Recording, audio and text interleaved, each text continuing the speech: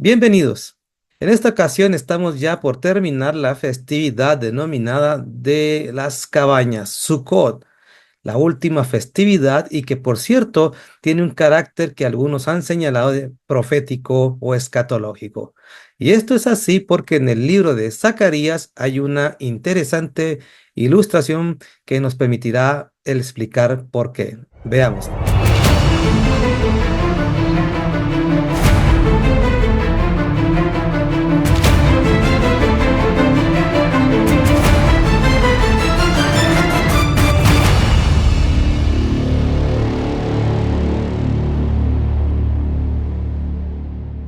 En el versículo número 1 cita lo siguiente. Atención, viene el día del Señor cuando tus posesiones serán saqueadas frente a ti. Reuniré a todas las naciones para que peleen contra Jerusalén. La ciudad será tomada, las casas saqueadas y las mujeres violadas. La mitad de la población será llevada al cautiverio y el resto la dejará entre las ruinas de la ciudad. Esta profecía, que es sin duda muy drástica, que algunos exégetas han colocado como la profecía relacionadas al último de los tiempos, cuando las naciones se reunirán en contra de Jerusalén, en contra de Israel, para que, con intenciones de destruirlas, pues las desaparezcan del mapa. Sin embargo, veamos lo que dice el versículo número 3. Luego el Señor saldrá a pelear contra esas naciones como lo hizo en tiempos pasados. En aquel día, dice el versículo 4, sus pies estarán sobre el monte de los olivos al oriente de Jerusalén.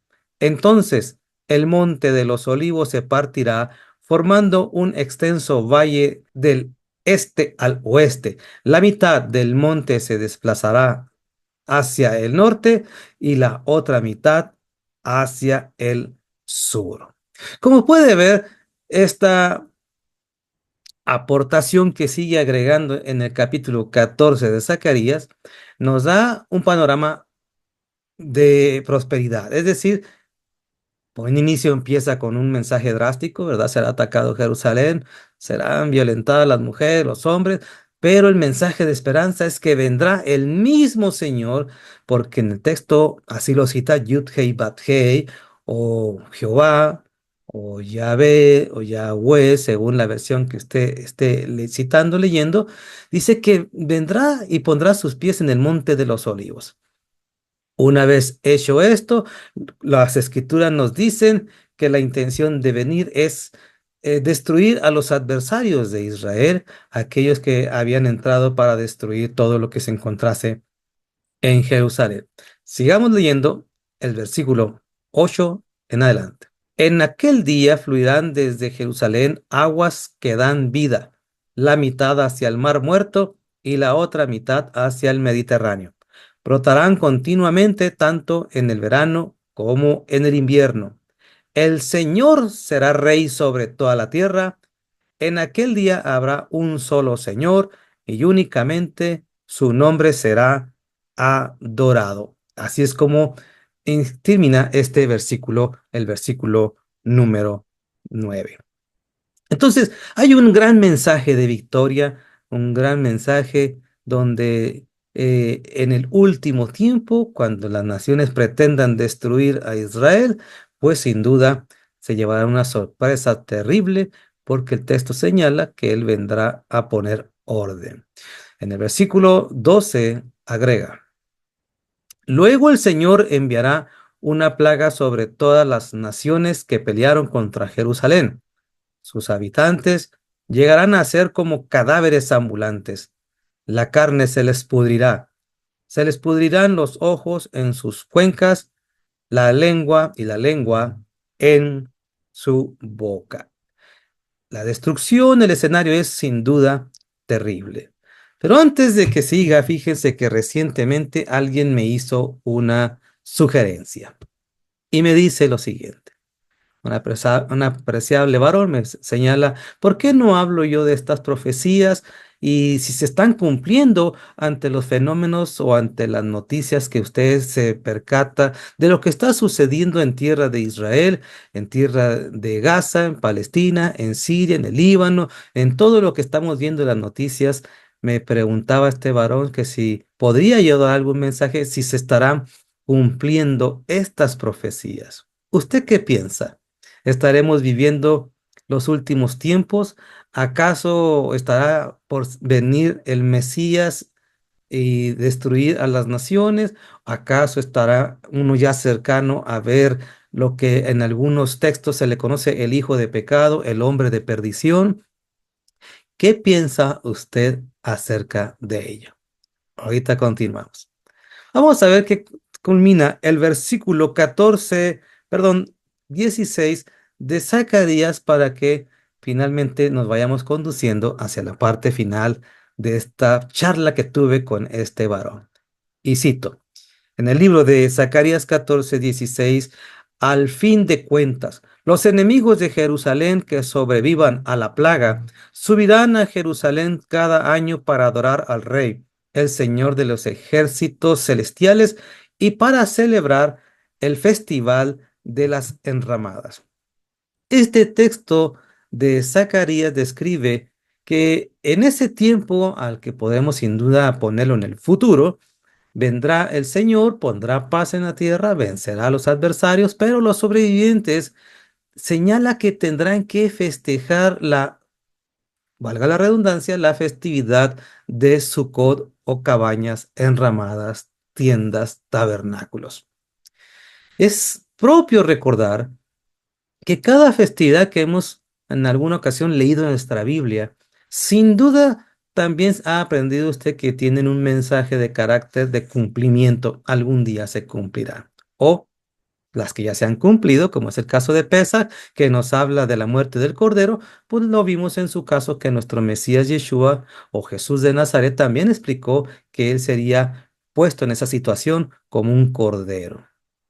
Bien. ¿Por qué en el futuro se menciona una festividad donde todas las naciones tienen que participar? De hecho, cuando uno sigue leyendo, cita que las personas que no lo hagan, las naciones, los sobrevivientes, que aquellas personas que se opongan a realizar esta festividad y sobre todo ir hacia Jerusalén, a lo que podemos estar seguros de que Irán tendrán que ir los líderes, no puede ir todo el mundo para allá, no cabría en ese espacio. Los líderes que no vayan, los representantes de esos países, que no vayan a Jerusalén a la fiesta de Sukkot, dice el texto, no enviará el Señor la lluvia con el cual se ocasionará sequía y por ende hambre y carencia por consiguiente de alimentos y la situación económica colapsaría. Sukkot está muy relacionado a la bendición. No lo obedeces o no la practicara, alguien se opone, no hay bendición. La lluvia no vendría. Y es así entonces que las consecuencias las pagaría los que no lo hagan. Regresemos entonces a la plática que tuve con aquel varón muy estimado. ¿Por qué me sugería, no aborda este tema a ver si se está cumpliendo lo antes citado? Estaremos por ver el hijo de perdición, estaremos por ver el anticristo o la venida del Mesías, a lo cual le planteé lo siguiente. Mi posición tiene mucho cuidado en estos detalles, porque le dije, ¿no le llama la atención, hermano, que cuando hay un fenómeno que impacta a las naciones, como una guerra, sobre todo en Israel, porque también en el mundo en sí, ¿no le llama la atención que salen muchos predicadores como sintonizados en ese mismo canalito y empiezan a dar un mensaje eh, amarillista, sensacionalista, de que se acerca la venida del Señor, de que acaso se dan las señales del fin del mundo, del anticristo está por venir, o en algunos casos citan así, ya apareció el anticristo y está en este momento aquí o allá. ¿No le parece a usted preocupante? Y entonces le hice recordar que en el pasado ya hemos tenido experiencias como estas, por lo cual soy muy cauteloso para evitar caer en una posición alarmista, sensacionalista, como es el caso de lo que voy a explicar. Muchos de ustedes recordarán que predicadores estuvieron diciendo antes del 2000, el famoso Y2K, que el mundo se iba a colapsar y por ende sería tiempo propicio para la aparición del antimesías, el cual pondría la paz temporal en el mundo y al término de 3 años y medio voltearía su imagen y se convertiría en un dictador feroz. Así es que se estaba por acercar la venida del anticristo y por ende el rapto que algunos predicadores estuvieron hablando con denuedo, con fuerza, predicadores como Gigi Ávila y un sinfín de otros más. En algunas comunidades, incluso en alguna en la que yo estuve en aquellos años, se exhortaba a los miembros a que tuviesen un lugar secreto para almacenar agua, medicamento y alimentos. Porque como se iban a colapsar las computadoras, el sistema eléctrico, el sistema bancario, en fin, todo, y se iban a estar peleando incluso por la comida, en algunas personas se les exhortaba que en algún punto remoto fuera de la ciudad, allá en las orillas, en algún escondite que se tenga, si tenía un predio en su casa, por ahí esconda esta comida porque lo daban por hecho. Todo mundo, de hecho, se sintonizó para hablar acerca de ello y todo el mundo estaba esperando qué iba a pasar en ese momento. En algunos casos hasta vendían sus propiedades con el propósito de poderse preparar porque ya vendría el apocalipsis. ¿Qué sucedió? Nada, absolutamente nada. ¿Qué nos dice las escrituras sobre un falso predicador? Pues usted lo sabe. Allá abajo está la frase. Con el tiempo vinieron otros más, en el 2012 lo mismo y así fechas, si no es que antes y después, no se diga de los que dijeron en 1914 que iba a pasar cuando vendría la Primera Guerra Mundial, que también iba a ser lo mismo. Luego se levantó la guerra reciente de ahí de Rusia con Ucrania, su vecino, y también escuché lo mismo. De hecho, en Estados Unidos, un predicador que salió, si no me equivoco, de los bautistas, a sus seguidores pidió que vendieran sus propiedades, compraron unas van de estas colectivas de 18 pasajeros a 22 pasajeros y andaban recorriendo la nación de Estados Unidos de oeste a oeste con la intención de prevenir o alertar o rescatar a la gente del colapso que vendría y ya se estaba preparando el fin del mundo. ¿Qué pasó? Nada. Así es que le dije a este varón, por eso a mí no me gusta entrar en estos detalles de cuando veo que algo sucede en el mundo, como estos momentos de guerras o problemas de naciones. Le digo, no me gusta abordar estos temas porque ya he visto que este fenómeno alarmista lo aprovechan chantajistas y le decía a él, ¿con qué fin lo hacen, hermano? Reflexionaba y me decía, por dinero. Sí, sensacionalismo para que dejen su dinero, para que se congreguen ahí y empiezan a alardear que son las únicas que se va a salvar y que son los únicos que serán redimidos por el Eterno, pero pasando el tiempo, tal pareciera que ni siquiera la vergüenza conocen. Sukkot, la Biblia, revelaciones, sí, habla de mensajes que sin duda podríamos definirlo con claridad, que son de carácter profético o pasarán en algún momento, pero de allí a estar hablando, señalando fechas concretas, porque pareciera que ya está a la vuelta y yo tengo la información y en algunos casos se atreven a decir, Dios me lo ha revelado por medio de su Espíritu Santo. Esto es cierto. Y cuando no pasa nada, ¿por qué la gente sigue ahí? Así es que yo le decía a este varón, ¿sabe qué, hermano? Lo que va a pasar.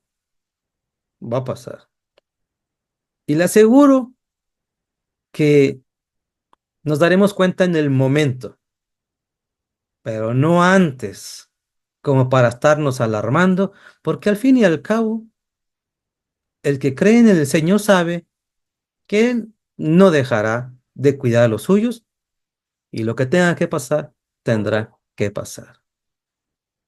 Pero de atreverse a establecer fechas, activar alarmas sensacionalistas, amarillistas, fanáticas, yo creo que ya la sociedad está cansada de ver a tanto predicador o exponente de este tipo de mensajes y que ya lo que hacen es mejor ni congregarse, se burlan. ¿Qué más harán esas personas que ya se han cansado de ver a tanto chantajista pensando, ¿verdad? Y con justa razón, que lo único que querían esos líderes era dinero y más dinero? Esto es todo por el día de hoy. Gracias por haberme acompañado. Espero que le haya sido de bendición. Shalom.